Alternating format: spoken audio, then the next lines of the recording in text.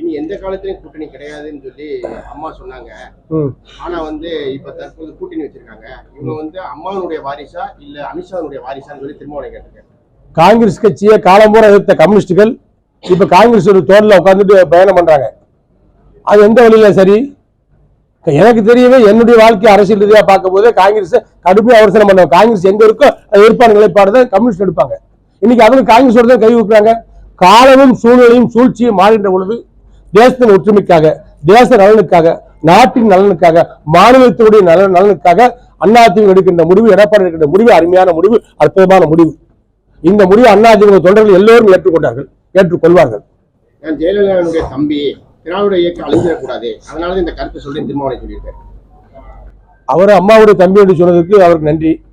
அதே சமயத்தில் அவருடைய பேச்சுக்கள் என்ன நினைக்கிறாரு? திமுகவில் இருக்கிற சங்கடங்கள் இருந்து அங்க பேசிக்க வேண்டியதான். எங்களவே சொல்லிட்டு கிடக்கக்கூடாது. எங்கிட்ட வர்ற மாதிரி முதல்ல வந்திருக்க வேண்டியதானே. நாங்க வேண்டாம் சொல்றோம். அண்ணன் திருமாவளவன் வந்தாரு, எங்களுக்கு ஆதரவு தானே.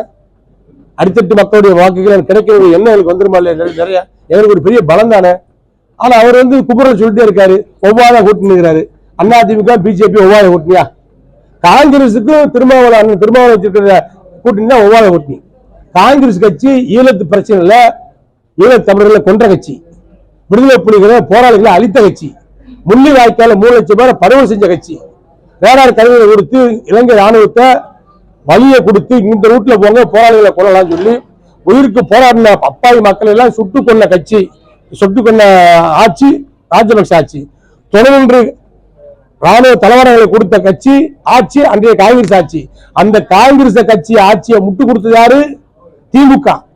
ஆக முரண்பட்டு ஒரு கூட்டணி சொன்னா அந்த திருமாவளவன் வைத்திருக்கின்ற அந்த காங்கிரஸ் திமுக கூட்டணி தான். இவர் போராளிகளை ஆதரிக்கிறவர், தமிழ் ஈழத்தை ஆதரிக்கிறவர். இவர் எப்படி அந்த திருமாவளவன் அங்க போய் சேர்ந்தாரு? கால சூழ்நிலை சொல்றதா இல்ல சூழ்நிலை கைதியாக மாட்டிட்டாருன்னு சொல்றதா?